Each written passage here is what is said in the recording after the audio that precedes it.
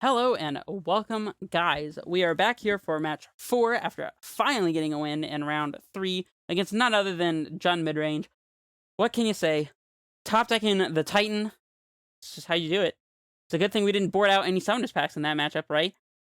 Anyways, let's see what we get paired against for this round. I will see you guys in the games.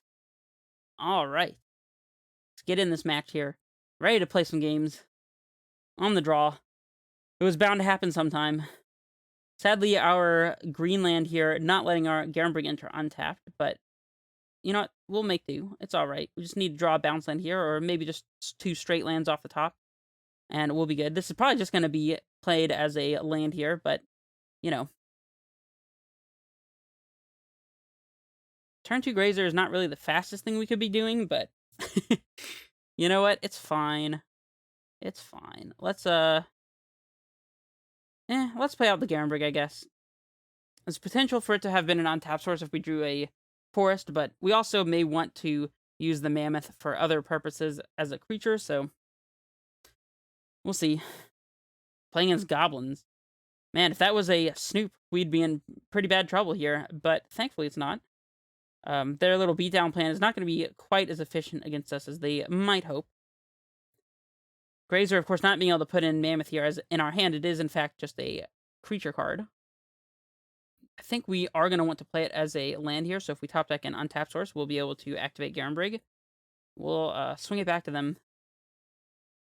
We'd be looking for a green source in particular off the top, a forest or a snow forest or a windswept heath or a breeding pool, or any untapped land. We could Ghost Quarter ourselves to get the basic land and be able to activate Garenbrig and all that stuff and go to town with Titan, and I think I would be willing to do that. Matron. Alright, this is probably searching for Snoop, I would have to assume. We'll see. Oh, Ringleader. Interesting. This is going to let them get a bunch of cards into their hand.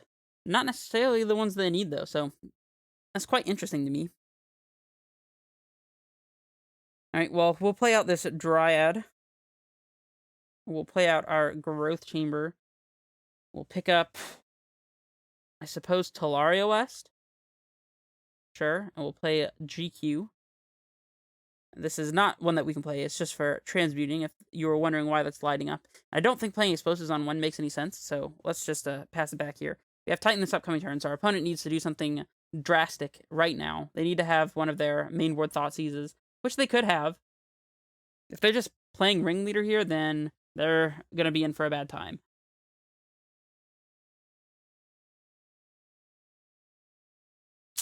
Oh, Expert killing our Dryad. That is quite annoying, actually. I still think that them not threatening us with the Snoop combo here means that just playing Titan and then having Dryad the turn after is going to be just fine. Especially considering we have Pact Negation to back this up, so let's not give our opponent the chance to get another discard spell into their hand. I say another as if they already had one. Let's not give them the chance to top deck a discard spell and just get this Titan into play. I guess we should potentially have played T-West first so we could trigger Field here. We're definitely getting a Valakut. I think Valakut plus Vesuva makes sense, actually, though, so we can Vesuva bounce land and have access to multiple land drops to play with our Dryad out, even if our Titan dies. I do not hate that. Let's do that. We'll pick up the Vesuva here, for sure. And now we will play out the Talaria West, I think. That way, if we have to, we can copy our Sanctuary and then transmute next turn instead of doing anything else.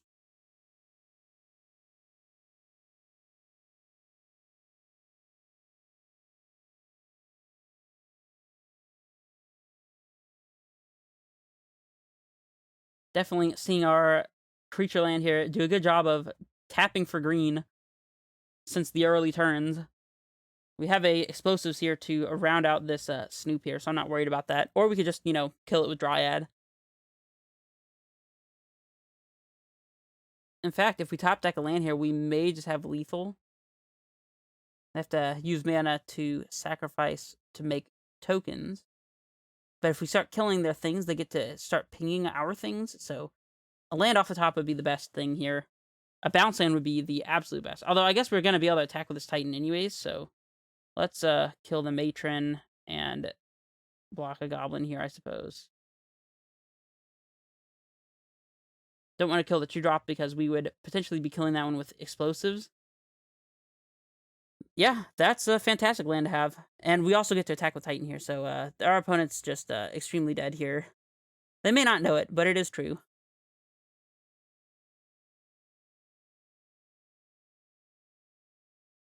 Yep. And now they know. Dryad on the stack draws the concession, of course. We want our explosives. We want our dismembers.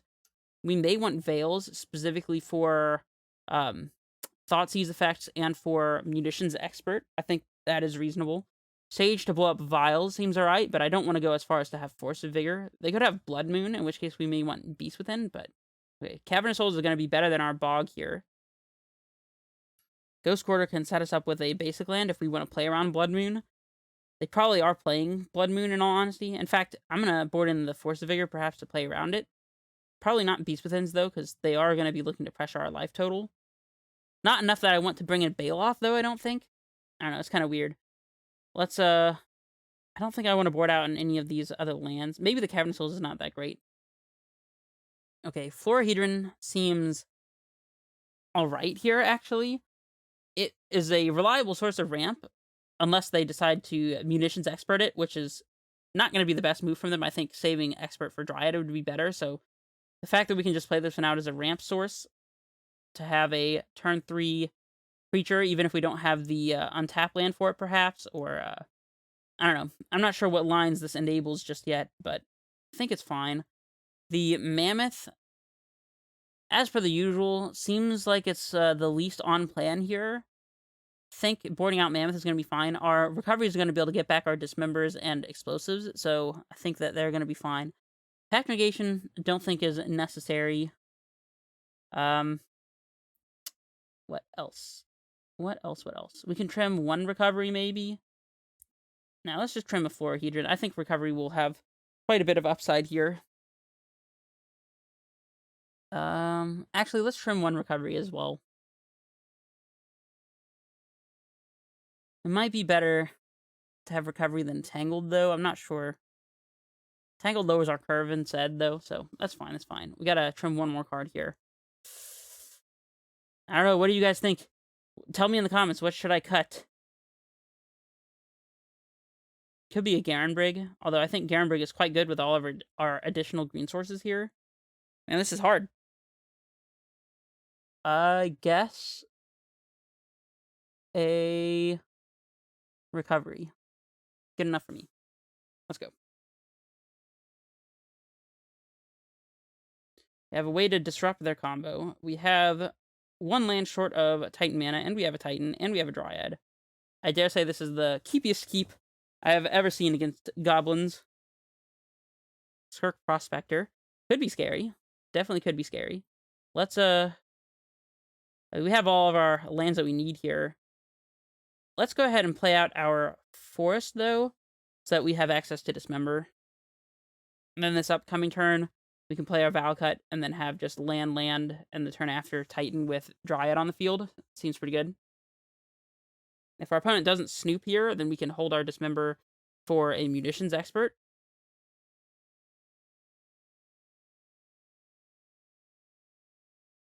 And by not yielding here, I'm showing our opponent basically that we have this Dismember, but I don't know. There's a Snoop. Alright, so we're definitely killing this one.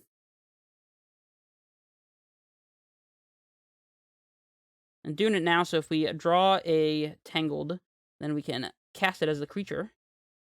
Although that might not be better than just holding it as a land, in all honesty. Here's a Valcut, and a passing of the turn.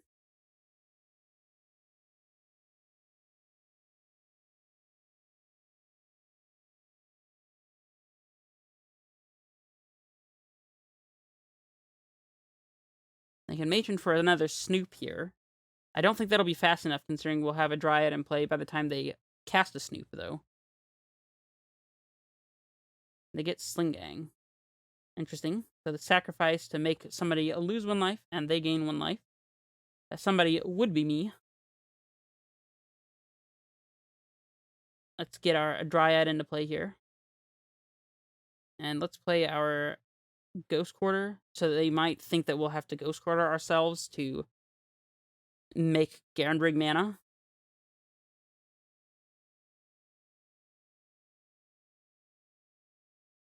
The question here is going to be how to best play around a potential munitions expert. Because I'm assuming they're going to play some kind of goblin here that costs like 2 or they're just going to play Sling Gang and not even represent munitions expert. I suppose they still have access to a lot of mana with Prospector. They don't have access to any kind of black mana, so I'm not really scared of anything here. Let's just do the thing. Kill our opponent. We have our Tangled here as an additional land drop to make for the purposes of triggering Valakuts, so that's pretty good. Our opponent could have Dismember here, I suppose, for our Dryad. That would be pretty bad. Let's see.